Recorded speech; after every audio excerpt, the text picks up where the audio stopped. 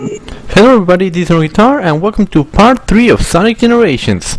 And don't worry, this is the last part with the visual problem that has been going on for part 1 and 2 where it skips when Sonic is going really fast. So I apologize for the inconvenience for these first 3 parts, but from here on out it's smooth visuals from here.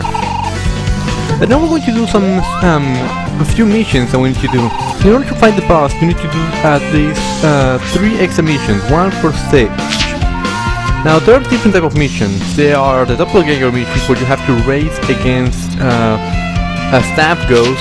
You can fight you can reach the goal ring with different devil design and with a different gimmick, or you can race against some of the characters or fight them. I'm going to be showing most of the types of missions. I won't be doing every mission in the game because that would make it just way too long. Honestly, it's not really that bad. The first mission that I'm going to show you off is the Green Hill Classic Sonic Doppelganger race. All you have to do is reach the end of the stage before your Doppelganger goes. Now, in the beginning of the game, it is rather easy. But the problem is that during the next stages, it does become a lot harder to reach the goal before your Doppelganger because it has a set path. No matter what the stage is, it will keep going forward in a particular way. For example, if the set way is to be able to jump over those boss bombers that just took me down, then whoa, what the fuck just happened? But if its set path is to go over those enemies, then it'll go over those enemies. It won't try to kill them. So basically, it's on a set path, and it can be. And sometimes I think the doppelganger walk in air, like not even like running where there was a platform, like literally running where there was not supposed to be anything. So honestly, it can be a bit cheap at times, but nothing I would lose her over. Just keep doing your best. This is pretty much a practice for speed running. I don't know why I stopped there, but whatever. You can do it again if you want to get a better score or more points, but I'm just showing it once. You don't have to do one mission per stage. You don't have to do one classic mission and then one modern mission per stage. No, it's one mission per stage, and then you can either clean the belt to get an extra like artwork or like extra music for the stages, or you can simply just go and get the key that you need to go to fight the boss fight. Now, I'm just showing that particular race, but I'm also going to show a particular other type of race that I really do enjoy. And just because of one simple reason. I want to show you the Tails race in Green Hill Zone. Now, to my knowledge, this particular track that we're going to hear is only in Green Hill Zone, but not in any other. I don't know why. But what track am I talking about? Listen by yourselves.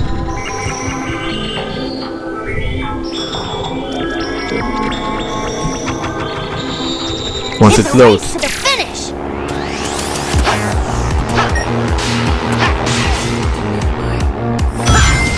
Ladies and gentlemen, I present to you Super Sonic Racing Cash rendition. Honestly, this is an amazing rendition of the track as far as the melody goes. Musically wise, it's an amazing rendition. It really does bring in the pop that Cash is known for, but it also brings in the energy of the original Super Sonic Racing. Now, I only have one problem with this particular version of the track, and it is the vocals. Cash cannot sing for shit. There's a reason why they auto-tune. I absolutely despise auto-tune. I think it's used horribly. And I also believe that that is overused. But again, there's a reason why this guy uses auto-tune. The guy cannot sing to save his life. I'm sorry. If you're a fan of Cash, I apologize, but you have to admit, John cannot, and is it pronounced John or Gene? I don't remember. But the guy cannot sing for crap. I apologize.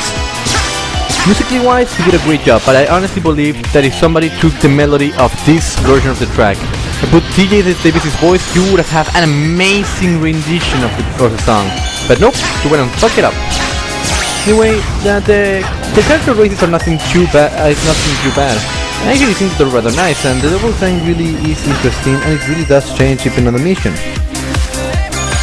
I just wanted to show this off just because of supersonic racing.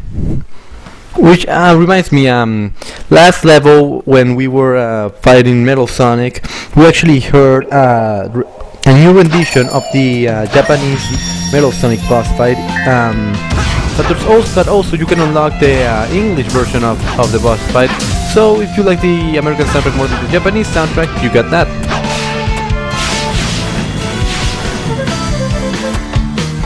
Now, one of my most hated type of missions is where you have to get a certain amount of rings before you reach the goal.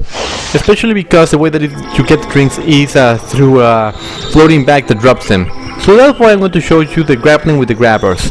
Basically, you just need to get through Chemical Plant Zone again through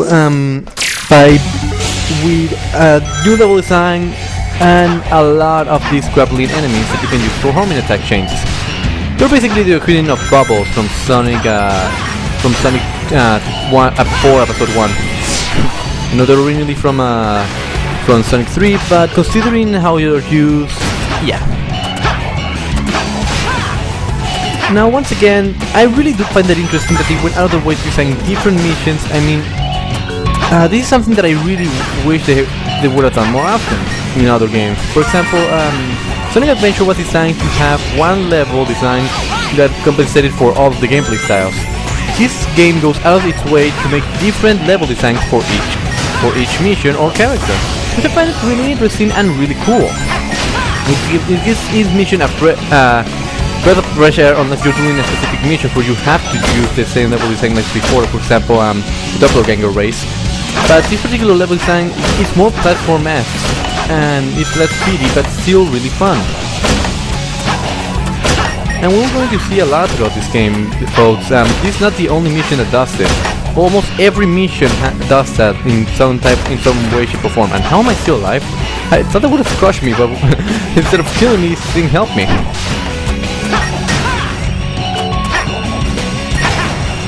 Now I'm going to say this now, I'm more of a fan of Modern Sonic, so I'm going to be doing mostly Modern Sonic missions, but I am going to try and keep a balance.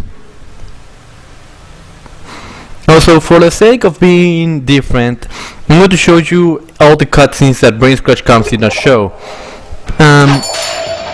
For example, when they saved Amy, they saved her as Modern Sonic. I'm going to be saving her and I saved her as Classic Sonic. This is exactly what I'm going to do for the rest of the game. I'm going to show the cutscenes that they did not show, just for variety, I guess.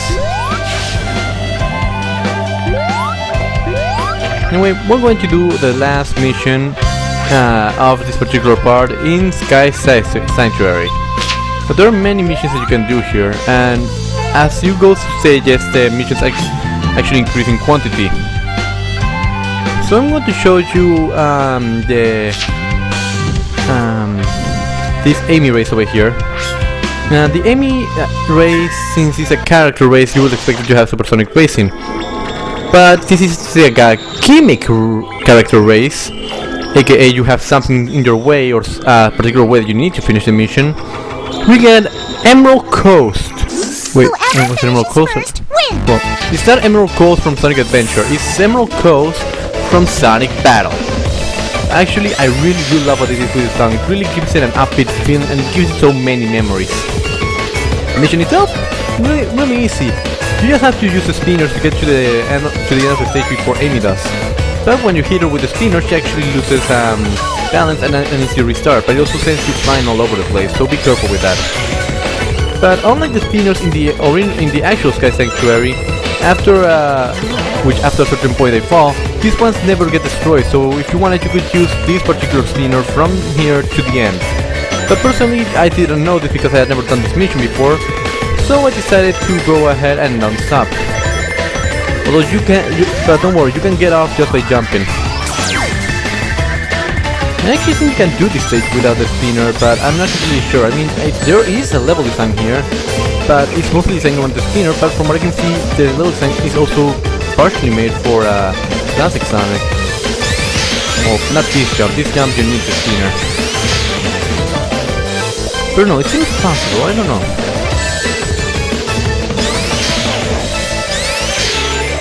As you can see, it hasn't been destroyed yet, so I think keep using this one, and the spikes really do get in the way. The spinner is hard to control where as long as you're moving, it'll keep going up, but when you stop moving, it'll go down. So basically you need to stop dead in your tracks and push yourself in the opposite direction if you want to get it. But with that done, we are ready to continue on to the next stage, or should I say, boss fight. I hinted at this before. We are fighting a particular enemy from the Genesis era. Now, you may be wondering, who exactly are we fighting? You may be noticing already from the song, but for those who are not fans of the Genesis games, you will have to guess. I'm just going to say this now. If you enter this particular boss and with Modern Sonic, you'll see the following cutscene from his perspective. But if you see it from... And if you enter as Classic Sonic, which we will do right now, you will see it from Classic Sonic's perspective. And although he's more expressive, I still wonder why he cannot talk. It would be pretty interesting seeing him talk in this cutscene. Like, wait, why am I seeing two versions of me or something? Anyway, here we go. Boss fight time.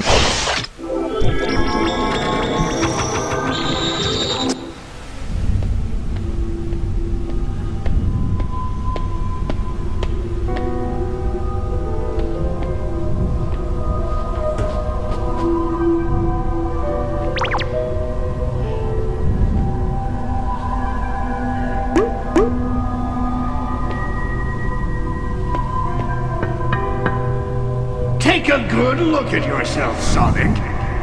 Dr. Eggman? Oh yes, this song. It's the last look you'll get before I close your eyes forever.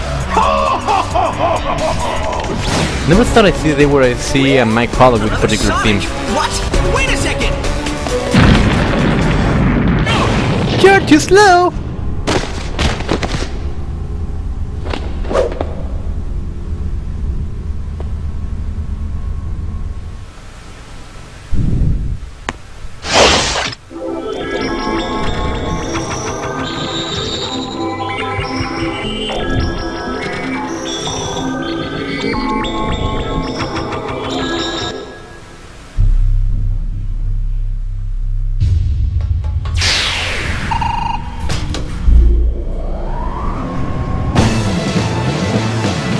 I present to you the first boss fight of the game, the Death Egg Robo.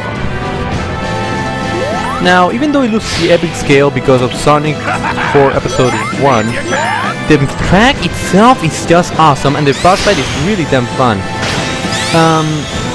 All you have to do is dash that one attack and it will jump. So just spin dash and dash over under it and then just hit his ass. Yep, literally, we are ass-raping Eggman himself. Now, what I like about this boss fight is that even though it's really easy, I really find it entertaining. It's simple, not confusing, and you can just tell how you can defeat him just by looking at the design. And about the track itself, something I find really interesting.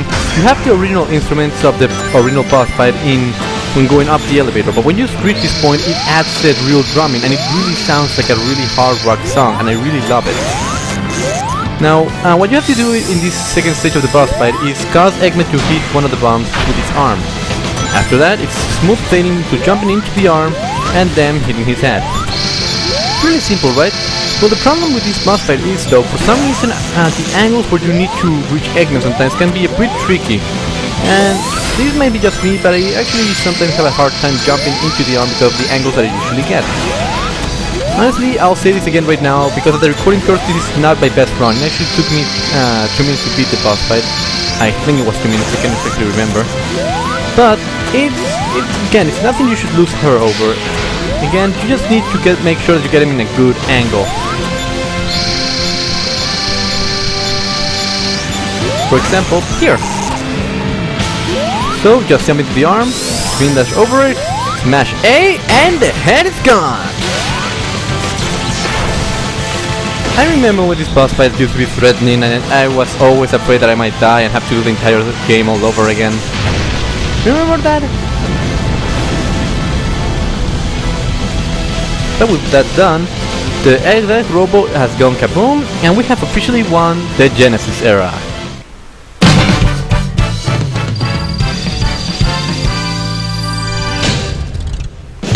As you can see, I made a lot of mistakes and still got an S rank, which I find, again, just proves that this game is just a bit too easy.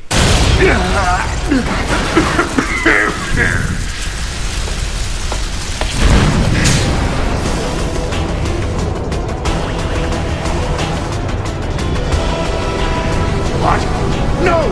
No! Sonic, save me! I could, but I don't feel like it. So long, Eggman.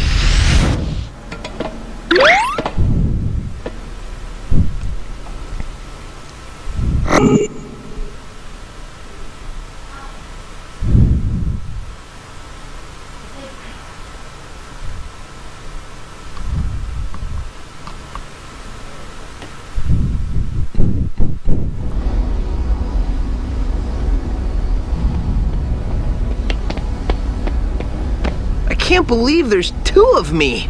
Why don't you speak? I think I figured it out. You speak! Yeah, me too. Doubles of us. Places and enemies from our past. We're traveling through time and space. No! How did this happen? Fuck if I know. I think it's got something to do with that big thing that just kidnapped Eggman. It sounds like the same thing that kidnapped your friends. I mean our friends. You know what I mean. This joke will come up a lot. There it is.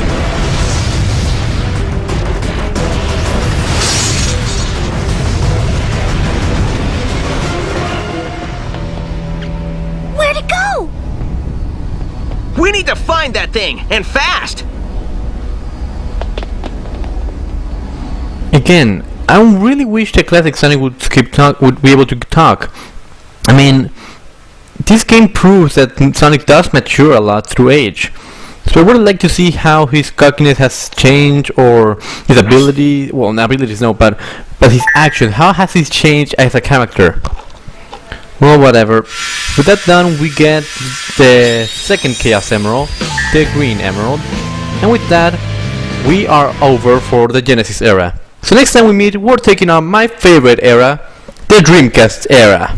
Ladies and gentlemen, I'm the RunnerGuitar, and I'll see you guys later.